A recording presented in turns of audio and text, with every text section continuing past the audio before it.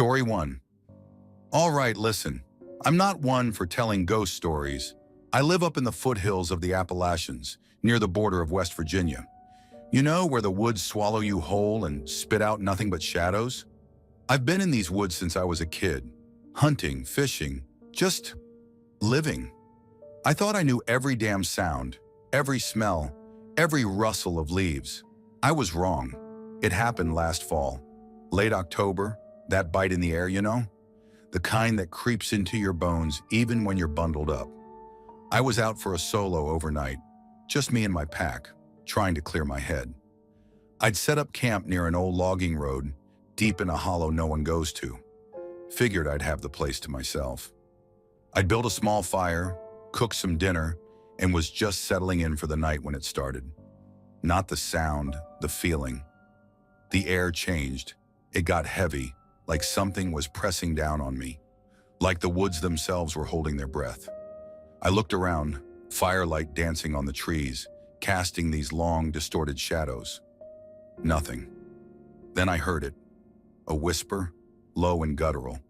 It wasn't a word, not really. More like a growl, but stretched out, drawn thin. It came from right behind me. I whipped around, flashlight beam slicing through the darkness. Nothing. Just the trees, the shadows. "Who's there?" I yelled, voice cracking a bit, even to my own ears. Silence.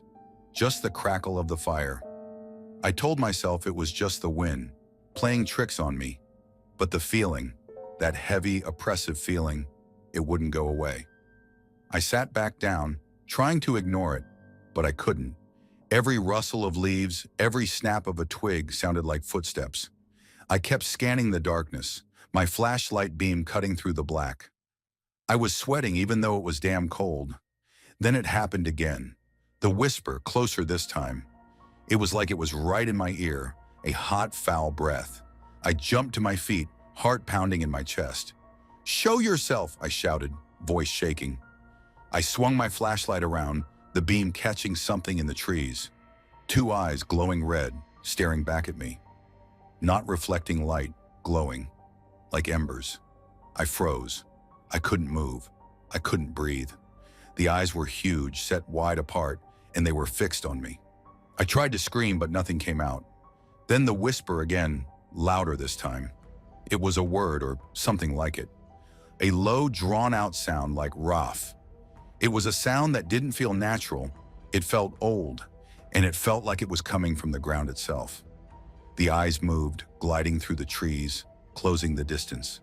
I could hear the rustle of leaves, the snap of twigs, but it wasn't like anything I'd ever heard before. It was too deliberate, too heavy. I finally snapped out of it, adrenaline kicking in. I grabbed my pack, threw it over my shoulder, and ran. I didn't bother with the fire. I didn't bother with anything. I just ran. I ran through the trees, branches whipping at my face, roots tripping me up. I didn't look back. I didn't stop. I just ran, my heart pounding in my ears, the whisper echoing behind me. I didn't stop running until I reached the logging road, miles from my campsite. I didn't stop running until I saw the first hint of dawn, painting the sky a pale gray. I didn't stop running until I was back at my truck, doors locked, engine running. I drove home, never looking back at the woods. I haven't been back since, and I won't ever go back. I don't know what I saw that night. I don't know what I heard, but I know it wasn't human, and I know it wasn't natural. It was something old, something that belongs deep in those woods, something that doesn't want to be disturbed, and I'm not going to disturb it again. Story 2. Most mornings I don't even think about it. The woods feel like home. They always have. I live on the edge of Iron Hollow, a little rural patch of nowhere carved into the Appalachian foothills. Grew up here too. The woods were my playground, my teacher, my escape. I've hunted the game, fished the creeks, and trekked the ridges more times than I can count. I know these trails like the back of my hand. That's what I kept telling myself that morning. It was supposed to be another ordinary hike, nothing special. I'd planned a 10-mile loop, starting around 4 a.m. to get it in before work. The sky was still pitch black when I parked my truck at the trailhead and clicked on my headlamp. The trail greeted me with its familiar mud and roots, winding tightly through a mix of towering pines and tangled underbrush. I was 5 miles in when it happened. By then I'd settled into the rhythm, one step, then another, my headlamp cutting through the suffocating darkness. The world around me was eerily silent. No birds, no rustling leaves, just the crunch of my boots and the occasional drip of dew falling from the canopy above. Then out of nowhere, crack. It wasn't just a sound, it was a gunshot of a noise, sharp and deliberate. I stopped dead in my tracks, my heart slamming against my ribs. For a second, I thought I imagined it, but the silence that followed was thick and heavy, like the woods themselves were holding their breath. I stayed frozen, barely daring to breathe. My thoughts raced. A falling branch? No, it wasn't random like that. This sound was intentional, like someone or something had taken a thick wooden branch and slammed it against a tree. I'd heard that kind of noise before during hunting trips, but never this loud, never this close. It was maybe 50 yards ahead, just beyond the bend in the trail. My first thought was to turn back, but the idea of retreating through that same pitch-black trail made my skin crawl. Whatever made that noise, it was still out there, still ahead of me. I had no choice but to move forward. Slowly, I crept toward the bend, my headlamp cranked to full brightness. Every shadow looked wrong. The trees seemed alive, their crooked branches clawing at the air. As I approached the curve, the smell hit me, a stench so vile it nearly knocked me over. Rot, wet, decaying flesh. It was thick and suffocating, like the air itself had gone sour. I gagged, pulling my shirt up over my nose, but it didn't help. "Hello," I whispered, my voice barely audible. Nothing answered, just that crushing silence and the reek of death. I rounded the bend, my pulse hammering in my ears. The trail stretched ahead, narrowing as it climbed toward the ridge. My light flickered, casting jittery shadows that seemed to move on their own. Then I saw it, movement in the underbrush. Just for a second, something tall and dark slipping between the trees. My breath caught. I aimed my light, but it was gone. And then I saw the eyes, two glowing orbs reflected back at me, unnaturally high off the ground. They didn't blink, didn't move, just stared. My chest tightened, and I felt a cold sweat break out across my skin. I took a step back, the crunch of my boot breaking the silence. The eyes disappeared. That was it. Fight or flight kicked in, and I wasn't about to stick around to find out what it was. I turned and bolted, my legs screaming as I charged up the ridge. The stench followed me, clinging to the air like a curse. My headlamp bounced wildly, casting chaotic shadows that only fueled my panic. I didn't stop, not until I reached the top of the ridge and saw the faint glow of dawn breaking through the trees. The birds started chirping then, their songs cutting through the lingering dread like a knife. The smell was gone. The eyes were gone. But I didn't slow down. I didn't stop until I was back at my truck, slamming the door shut and locking it, as if that could keep, whatever it was, out. To this day, I don't know what I saw. Maybe it was just my mind playing tricks on me. Maybe not. All I know is that I'll never hike that trail before sunrise again. Some things aren't meant to be understood, and some trails aren't meant to be walked in the dark. Story 3. I don't consider myself superstitious, but after what happened that fall, I don't mess around with things I don't understand. My name's Ethan. I'm from a small town in northern Vermont, just close enough to the border to catch the Canadian breeze. I've always been into the outdoors, hiking, camping, and generally losing myself in nature. Nothing beats the quiet, or at least that's how I used to feel. It was early November, and I'd driven out to the Appalachians in New Hampshire for a solo camping trip. It wasn't my first time in the White Mountains, but this trail, this spot, was new. A friend recommended it, said it was lightly trafficked, perfect for some peace and quiet. That was the goal. A couple of nights to decompress, no phone, no people, just me in the woods. Everything started fine. I parked at the trailhead, geared up, and set off into the trees. The hike in was uneventful, and I found a decent clearing to set up camp about 4 miles in. It was close to a narrow stream, which meant easy water access. By the time I pitched the tent and built a small fire, the sun was already dipping behind the trees. The temperature dropped fast, and I bundled up in my sleeping bag early. The first night passed quietly. No animals, no strange noises, just the kind of stillness that makes you feel like you've slipped off the edge of the world. The second day, I decided to explore the area a bit. Nothing too adventurous, just following some offshoot trails and seeing where they led. Around midday, I noticed something odd. A tree, huge and ancient, with its bark gouged deep by what looked like claw marks. 3 long, parallel grooves at least 7 feet off the ground. I'm no wildlife expert, but I know enough to recognize bear scratches. These weren't from a bear. They were too high, too wide apart, and too deep. It was like whatever made them had claws the size of my hand. I told myself it was nothing, that I was overthinking, but it stuck with me. Even as I kept hiking, I couldn't shake the feeling of being watched. I glanced over my shoulder every few minutes, my gut knotting tighter each time. The woods felt wrong, like they were holding their breath. I've been in a lot of forests, but I've never felt anything like it. When I got back to camp, I noticed something that made my stomach drop. My tent, it was open. Not just unzipped, but flung wide, the flap hanging limply in the breeze. I could have sworn I closed it before I left. I checked inside, but nothing seemed out of place. My sleeping bag, my gear, all untouched. Still, I couldn't shake the unease. I decided to keep the fire going all night, just in case. It must have been around 2 a.m. when I heard it. A low, guttural sound, somewhere between a growl and a groan. It wasn't close, but it wasn't far either. My heart pounded as I sat upright, straining to hear. The sound came again, this time closer. My fire cast flickering shadows across the trees, and every one of them felt like a threat. I grabbed my flashlight and swept it across the clearing. Nothing. Then I heard movement, twigs snapping, leaves crunching, just beyond the firelight. I held my breath, gripping the flashlight so tight my knuckles ached. "Hello?" I called, my voice trembling despite my effort to sound confident. No answer, just more snapping, deliberate and slow, circling the edge of the clearing. And then I saw them. Eyes. 2 glowing dots reflecting the firelight, staring at me from the darkness. They were too high to belong to an animal, at least 7 feet off the ground, and too wide set to be human. They blinked and my blood turned to ice.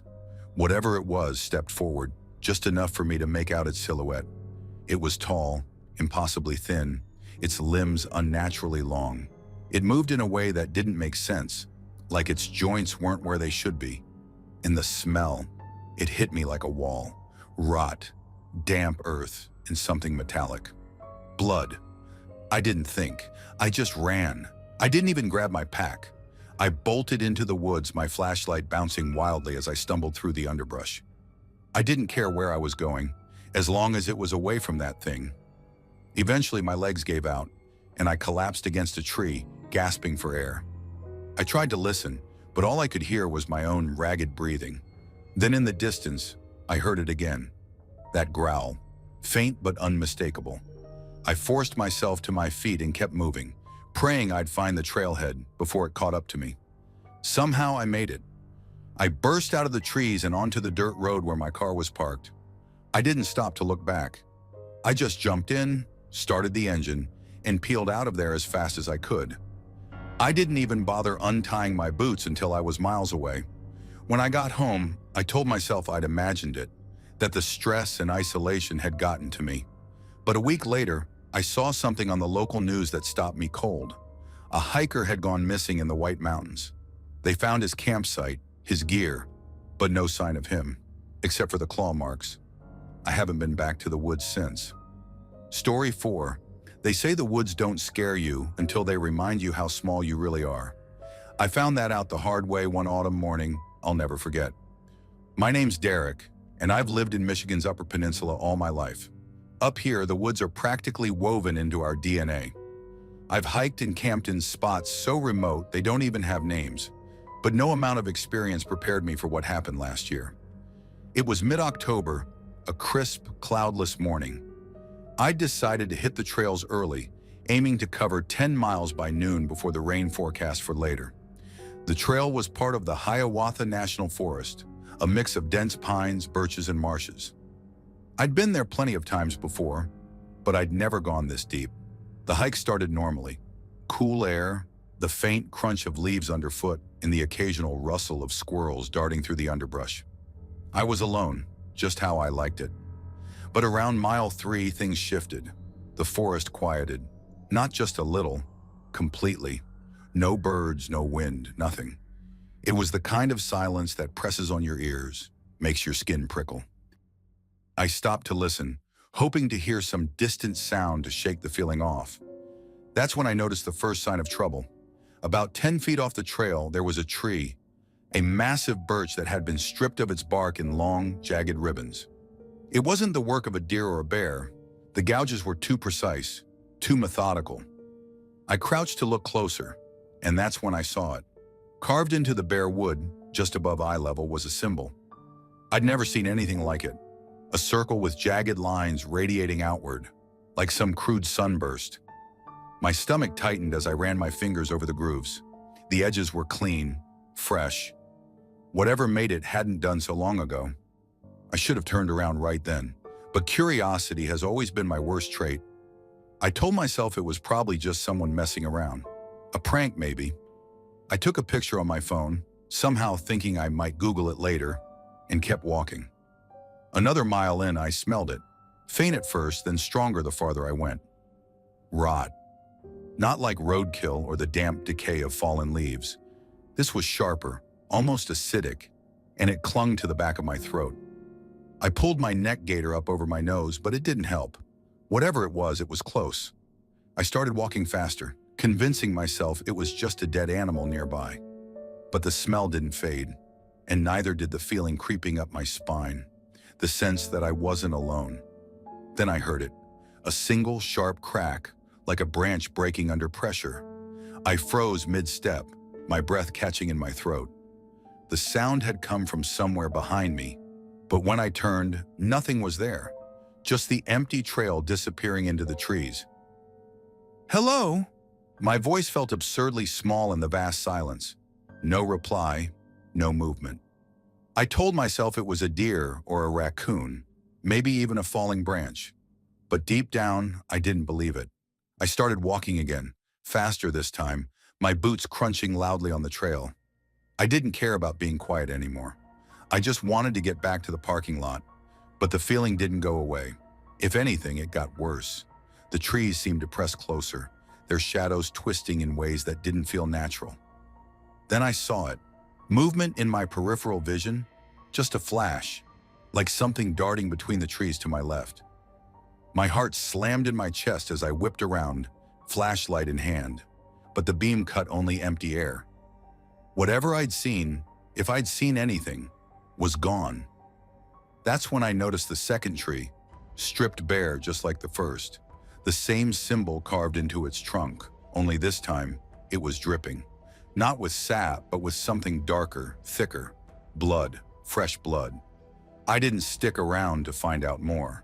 I bolted, my pack bouncing against my back as I tore down the trail. I didn't care about conserving energy or pacing myself. I just needed to get out. The forest seemed to close in around me, the shadows growing deeper with every step. I could hear my own panicked breathing, loud and ragged. Then over it came another sound. A low, guttural growl that seemed to vibrate through the air. I didn't look back. I couldn't. Every instinct screamed at me to keep moving, to not stop, not even for a second. The growl came again, closer this time, and my legs burned as I pushed myself harder. Finally, I saw it, the trailhead sign, barely visible through the trees. Relief surged through me, giving me one last burst of speed. I didn't stop running until I reached my car. I threw myself inside, locked the doors, and didn't even bother taking off my boots before gunning it out of there. I didn't look in the rearview mirror until I was miles away. Even then, my hands were shaking so badly I had to pull over and catch my breath. I haven't been back to Hiawatha since, and I don't think I ever will. Whatever was out there, it wasn't something I want to meet again. Story 5. I'm not much of a storyteller, but I'm about to share something that's been eating at me ever since it happened. My name's Aaron, and I live out in West Virginia, right at the edge of the Monongahela National Forest. Hiking and camping have always been my way of blowing off steam, a way to disconnect. But this one trip, I don't think I'll ever be able to forget it. It happened last fall when a couple of friends and I decided to tackle a section of the Appalachian Trail over the weekend. We weren't hardcore hikers or anything, just three guys looking to escape the grind for a bit. The weather was perfect, the kind of crisp autumn air that makes you feel alive. Everything felt normal until it didn't. We were maybe 5 or 6 miles into the trail when we came across it, a bundle of sticks tied together into this weird little figure. It looked like one of those things out of the Blair Witch Project, branches twisted and bound with some kind of string. It was propped up right in the middle of the trail, leaning against a rock, like it was waiting for us. "Creepy as hell," my buddy James muttered, nudging it with the toe of his boot. "Or cool," I said, trying to downplay the unease prickling at the back of my neck. I don't know why, but I felt compelled to keep it, so without much thought, I stuffed it in my backpack. Jack, our other friend, just shrugged and said, "Your funeral, man." We finished the hike that day without much else happening. The trail dipped and climbed through dense woods, and by the time we found a clearing to set up camp, the sun was already sinking. Dinner was quick, some dehydrated meals heated over our tiny camp stove. Afterward, we sat around the fire, talking about nothing and everything, until we all started yawning. One by one, we retired to our tents. I don't know about the others, but I slept like a log. It wasn't until the next morning that things took a turn. I woke up first, as usual. The fire had burned down to ashes, and the air had that sharp, icy edge to it. I figured I'd get some coffee going for everyone. As I walked over to where the fire had been, I stopped dead in my tracks. Sitting right on top of the pile of charred wood was another bundle of sticks, identical to the one I'd picked up on the trail. My first thought was one of my friends was messing with me. I mean, it had to be, right? But when I pulled the bundle out of my pack to compare, I felt my stomach drop.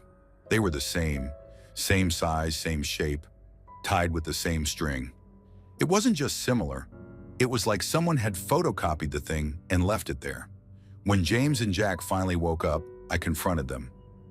"All right, which one of you jokers thought it'd be funny to scare me?" They just blinked at me like I'd lost my mind. "What are you talking about?" James asked. I held up the second bundle. "This. Did one of you make this and leave it by the fire?" Jack snorted. "Dude, no. I don't even know how to tie something like that." James swore up and down that he hadn't done it either. And the thing is, they both looked genuinely confused. It wasn't the kind of expression you fake for a joke. "So what?" Jack said, smirking nervously. "Are we saying it just showed up on its own?" He was joking, but his voice wavered, and I could tell he didn't believe it any more than I did. The three of us stood there in uneasy silence, the morning air feeling colder than it should. My brain was scrambling for an explanation. Maybe there was someone else out here, playing tricks on hikers. But we were miles from the nearest road, and we hadn't seen another soul since we started. In the end, we laughed it off, or at least tried to. James made some crack about how I'd brought bad vibes by taking the first bundle. But as we packed up camp and hit the trail again, the atmosphere had shifted. None of us talked much, and every rustle of leaves or snap of a branch made us jump. When we finally made it back to the trailhead, I threw both bundles into the trash bin, telling myself that was the end of it. But even now, months later, I still think about how impossible it was, about how something or someone wanted us to find that second bundle. Story 6. I never believed those stories about mountain lions following hikers for miles until last September. I'm Jake, been living in Boulder for about 5 years now. Always considered myself an experienced outdoorsman. Grew up camping in Minnesota, hiked parts of the Appalachian Trail after college. Colorado's backcountry was just my newest playground. My buddy Dave had been talking up this remote spot near Indian Peaks for months. "Nobody goes there, man. It's pristine." So during a random weekday off, I decided to check it out solo. Just me, my ultralight gear, and enough supplies for 2 nights. The hike in was gorgeous. Aspen leaves turning gold, that crisp mountain air that makes your lungs feel clean. I found the perfect spot to hang my hammock between two sturdy pines about 7 miles in, right near a small mountain stream. As the sun started setting, I got this weird feeling, hard to explain, like something was watching. I brushed it off, just my imagination getting the better of me. Made my freeze-dried pasta, hung my food bag a good distance away, and settled in for the night. It's nothing, I told myself as I zipped up my sleeping bag. Just normal forest sounds. The night was dead quiet. Too quiet, actually. No insects chirping, no owls hooting, nothing.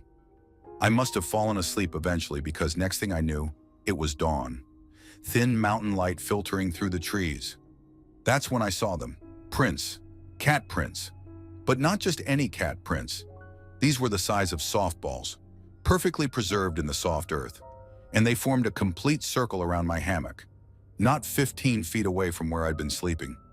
My blood turned to ice water.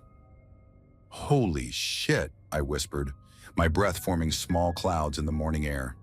The prints weren't there when I'd set up camp. Something had circled me repeatedly while I slept. A massive mountain lion from the size of those tracks. And I hadn't heard a single sound, not one twig snap, nothing. What really got me was the precision. These weren't random tracks. Whatever made them had deliberately walked in a perfect circle around my hammock, like it was studying me. I didn't even make coffee, just packed my shit in record time. Heart pounding so hard I could feel it in my throat. The whole hike back, I kept checking over my shoulder, scanning the tree line. Nothing. But that feeling of being watched never left. When I got back to Boulder, I told Dave about it. His face went white. "Dude," he said, "my uncle's a wildlife biologist with the state. There aren't supposed to be any mountain lions that size in Colorado. Not for at least 100 years. I've been back to the mountains since then, but never alone, and never to that spot." Story 7, I never believed in any of that supernatural crap until my backpacking trip through Newfoundland 3 years ago. I'm Jake, 32, from Halifax. I work construction and save up for solo hiking trips whenever I can. Usually they're uneventful, peaceful even, but what happened in that ghost town still gives me nightmares. I was following this old railway line that's been converted to a trail. One of those projects where they tore up all the tracks decades ago and let nature reclaim most of it. It was my 4th day out, and I'd been pushing hard, doing about 20 miles a day with a full pack. The weather had turned to shit that afternoon. Rain coming down in sheets, temperature dropping. My boots were soaked through, and I was starting to worry about finding somewhere dry to camp when I spotted what looked like buildings through the trees. As I got closer, I realized it was some kind of abandoned settlement, maybe a dozen structures scattered around what must have been a railway stop once upon a time. Most were these small cabins, plus a couple of rusted-out trailers and what looked like an old general store. Not a single light or sign of life. "Hello," I called out, just to be sure. Nothing but the wind and rain. The place had clearly been deserted for years. Windows broken, doors hanging off hinges, vegetation growing through the floorboards of the porches. I checked my map, but there was no town marked. Must have been some kind of worker settlement that got abandoned when the railway shut down. With the daylight fading and the rain getting worse, I decided to take shelter in what looked like an old station building. Solid brick, roof mostly intact. Better than my tent in this downpour. I swept away some debris, laid out my sleeping bag, and heated up some noodles on my portable stove. The whole time, I couldn't shake the feeling of being watched. I chalked it up to nerves. Empty buildings can be creepy, especially as shadows grow longer. After eating, I took my flashlight and decided to look around a bit. Most of the buildings were picked clean, but in one cabin I found old newspapers from the 70s. Dishes still in cupboards, like people had just up and left one day. On a wall, someone had scrawled, "They're coming back," in what looked like charcoal. Probably just kids messing around, I muttered to myself, but the hairs on my neck stood up anyway. By the time I got back to my sleeping spot, it was fully dark. The rain had stopped, but the wind had picked up, making all sorts of weird noises as it whistled through broken windows and loose boards. I tucked into my sleeping bag, kept my knife close, and eventually drifted off. I woke up suddenly. No idea what time it was, but it was pitch black. Something had pulled me from sleep. A noise? I lay completely still, listening. Footsteps. Not animal. Human. Slow, deliberate steps on the wooden platform outside. My heart started hammering. I reached for my flashlight and knife, trying not to make a sound. The footsteps stopped right outside the door. I could hear breathing now. "Who's there?" I called out, trying to sound confident. No answer. Then a voice, barely above a whisper, raspy like sandpaper on stone. "You shouldn't sleep here. They don't like visitors." I sat bolt upright, knife gripped tight. "Who the fuck are you?" The door creaked open an inch. I couldn't see anything beyond it, just darkness. They took everyone else, years ago. Only let me stay because I watch for them. Warn people. Warn people about what? Who are you talking about? My voice was shaking now. The door opened wider. I raised my flashlight but didn't turn it on yet. "The ones who walk between the trees. They come when you sleep. That's how they took the town." I heard a shuffling sound like someone dragging their feet. "I've been watching you since you came. They've been watching too." That was it. I clicked on my flashlight and aimed it at the doorway. There was no one there. But outside, maybe 20 yards away, between two abandoned cabins, something moved. My light caught it for just a second. A tall, thin shape, impossibly tall, sliding behind one of the buildings. "Fuck this," I whispered, scrambling to my feet. I shoved everything into my pack, left the noodle wrapper, and didn't care. All I knew was I needed to get the hell out of there. As I slung my pack over my shoulder, I heard it again. That raspy voice, but now it seemed to come from everywhere at once. "Too late. They've already found you." I bolted out the door and ran for the trail, not looking back. The moon had come out, giving just enough light to see where I was going. I ran until my lungs burned, then slowed to a fast walk, then ran again when I thought I heard footsteps behind me. I walked through the night, jumping at every sound. When dawn finally broke, I reached a road and flagged down the first truck I saw. The driver, an older guy with a thick Newfoundland accent, took one look at my face and said, "Where'd you come from, son? You look like you've seen a ghost." "There was this abandoned town back on the trail," I started. He cut me off. "Railway town?" "Near the bend in the old track?" I nodded. He crossed himself. "Nobody goes there. Not since '82, when all them people disappeared. 38 souls gone overnight. Some say it was a cult thing. Others say..." He trailed off. I never finished that hike. Took the first bus back to Halifax and haven't gone back to Newfoundland since. Story 8, I'm Jake, 32, from Melbourne. I work in IT now, but this happened when I was 15 and still living in rural Victoria. I've never told many people about this. Even typing it out now makes my hands shake. Our school ran these outdoor survival weekends twice a year. Most kids hated them, but I always signed up. I like getting away from my stepdad and spending nights under the stars. This particular trip was to a remote part of the Victorian bushland, about 3 hours from Melbourne. There were 12 of us plus Mr. Daniels, our outdoor ed teacher. We'd hiked in about 8 kilometers from where the bus dropped us, carrying everything on our backs. The campsite was nothing special, just a clearing with a small creek nearby, surrounded by dense eucalyptus forest. We set up 3 tents, one for Mr. Daniels, one for the girls, and one for us boys. By we, I mean the 4 of us who actually knew what we were doing, while the other kids stood around complaining about no phone signal. The rest of the day was spent collecting firewood, setting up a cooking area, and exploring the surroundings. Everything was normal that first day. We made damper bread on sticks, told lame ghost stories, and were in our sleeping bags by 10 p.m. I was sharing with Tim, Josh, and Mitch. Tim and Josh were best mates who wore the same band shirts and finished each other's sentences. Mitch was the quiet type who read books about serial killers. "You guys hear that?" Tim whispered sometime in the middle of the night. I was half asleep. "Hear what?" "Dunno. Something moving around out there." "Probably just a wallaby," Josh mumbled. We all listened for a minute. I heard it too. Twigs snapping, leaves rustling, not in one spot but circling our tent, moving slowly. "That's not a wallaby," Mitch said quietly. "It's too deliberate." "Shut up, Mitch," Tim hissed. "You're freaking me out." We fell silent again. The footsteps, if that's what they were, stopped. After a few minutes of nothing, we all settled back down.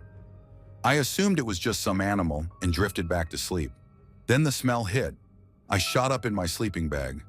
Jesus Christ, who farted? No one answered. They were all awake too, hands covering their noses. "That's not," Josh started. "It's like something died," Tim finished. The smell was unlike anything I'd experienced before. Rotting meat mixed with something chemical, like ammonia or bleach. It was so strong it made my eyes water. "It's coming from outside," Mitch whispered. Just then, something brushed against our tent. Not the wind. This was solid, moving deliberately along the outside fabric. The whole side of the tent pushed in slightly, like something was leaning against it. "Mr. Daniels?" I called out, trying to sound normal. "That you?" No answer. Just more movement around the tent. Slow, methodical, testing. "Fuck this," Tim said, reaching for the flashlight. "Don't!" Mitch grabbed his arm. "Whatever it is, don't attract its attention." We all froze when we heard a sound I'll never forget. A wet, clicking noise like someone smacking their lips, but deeper, more guttural. It came from right outside the tent wall, not half a meter from my head. Click, click, click. Pause, click, click, click. "What the hell makes that sound?" Josh whispered. None of us knew. I'd grown up in the bush. I knew what wallabies, wombats, and even wild dogs sounded like. This wasn't any of those. The clicking stopped. Then something pressed against the tent again, harder this time. The fabric stretched inward, outlining what looked like a hand, but wrong somehow. The fingers too long, too many joints. "Should we yell for help?" Tim asked, his voice barely audible. Before anyone could answer, we heard a scream from the girl's tent. "Help! Something's trying to get in!" The hand thing pulled away from our tent. We heard rapid movement across the clearing. "We need to help them," I said, reaching for the zipper. "Are you mental?" Tim grabbed my arm. I pulled free. What if it gets to them before Mr. Daniels? I unzipped the tent and poked my head out. The night was clear, moonlit enough to see the campsite. Mr. Daniels was already rushing toward the girl's tent, flashlight bobbing. "Stay there!" he shouted at us. I was about to duck back inside when I saw it. At the edge of the clearing, partially hidden by shadows, stood something. Tall, much taller than a man. Its silhouette was wrong. Too thin in places, too bulky in others. It wasn't moving, just watching. Even in the dim light, I could tell it wasn't facing the girl's tent where all the commotion was. It was staring directly at me. I couldn't move, couldn't breathe. My brain kept trying to make sense of what I was seeing, but nothing fit. The proportions were all wrong, and its eyes, 2 points of dull reflection in the darkness, weren't at the height a person's head should be. They were higher. "Jake, get back in here," Mitch hissed, pulling at my shirt. The thing at the edge of the clearing tilted what I assumed was its head. That wet clicking sound started again. Louder now. I scrambled backward into the tent. "Zip it up! Zip it up!" "What did you see?" Josh demanded. I couldn't find the words. How do you describe something your brain refuses to process? "We need to get to Mr. Daniels," I said instead. The girls were still screaming. We heard Mr. Daniels shouting for everyone to calm down. Then his voice cut off mid-sentence. Complete silence fell over the campsite. We waited, breathing hard, listening. Nothing. "I'm calling my dad," Tim said, fumbling for his phone. "No signal, remember?" Mitch replied. The silence stretched. 1 minute, 2. Then we heard Mr. Daniels again. "Everyone stay in your tents, now. Do not come out until morning." His voice sounded strange, tight, controlled in a way that scared me more than if he'd been screaming. None of us slept that night. We sat in a tight circle, jumping at every sound from the forest. The clicking noise returned several times, always from a different direction. Once something heavy brushed against our tent again, and we all held our breath until it moved on. When dawn finally broke, Mr. Daniels called for everyone to pack up. We were leaving immediately. No one asked questions. No one mentioned what happened. The girls looked pale, shell-shocked. Mr. Daniels had a strange, glazed look in his eyes and a tear in his jacket he kept covering with his hand. We hiked out in record time. The trip back was silent. Later, I overheard Mr. Daniels on the phone with the principal. All I caught was, "No, I can't explain it. Yes, I'm filing a report. No, we're never using that site again." The school called it a wildlife encounter and closed the matter. But I know what I saw wasn't wildlife. I still go camping sometimes, but never ever in that part of Victoria, and I always sleep with a knife next to my sleeping bag now. Story 9. I've been an avid hiker for most of my life. Growing up in northern Idaho, the mountains and forests were practically my backyard. I've seen bears, mountain lions, even a wolverine once. Rare sightings that most outdoor enthusiasts would consider themselves lucky to experience. But what happened to me last fall on the Selkirk Mountains Trail wasn't something I can explain, even now. My name's Travis, 33, work in IT during the week and escape to the wilderness whenever I can. This particular trip was supposed to be a simple overnight hike along a trail I'd done maybe a dozen times before. Nothing special or ambitious about it. Just me needing to clear my head after a stressful month at work. I set out early on a Saturday in October. The forecast predicted clear skies, but anyone familiar with Idaho mountains knows how quickly that can change. By noon, a light drizzle had started, and the temperature had dropped about 10 degrees. Not enough to turn back, but enough to make me wish I'd packed an extra layer. The trail wasn't crowded, but I'd passed a few groups heading in the opposite direction. An older couple warned me about a washed-out section about 5 miles ahead, but nothing I couldn't handle. The last people I saw were a group of college-age kids who looked woefully unprepared, wearing cotton hoodies and carrying water in plastic bottles. I remember thinking they'd be miserable if the rain picked up. By late afternoon, the drizzle had turned into a steady downpour. I decided to set up camp earlier than planned in a small clearing about half a mile off the main trail. I knew the spot from previous hikes, a flat area partially sheltered by a rock overhang that would give me some protection from the rain. Getting my tent up was a struggle in the increasing wind, but I managed it and crawled inside, grateful to be out of the weather. I heated some freeze-dried pasta on my camp stove, ate quickly, and decided to turn in early. The sound of rain on the tent always puts me to sleep easily, and that night was no exception. I'm not sure what time it was when I woke up, probably around 2 a.m. based on how rested I felt, but something had disturbed my sleep. At first, I thought it was just the storm intensifying, but then I realized the rain had actually stopped. The forest was eerily quiet. Then I heard it. Footsteps. Not animal footsteps, but distinctly human.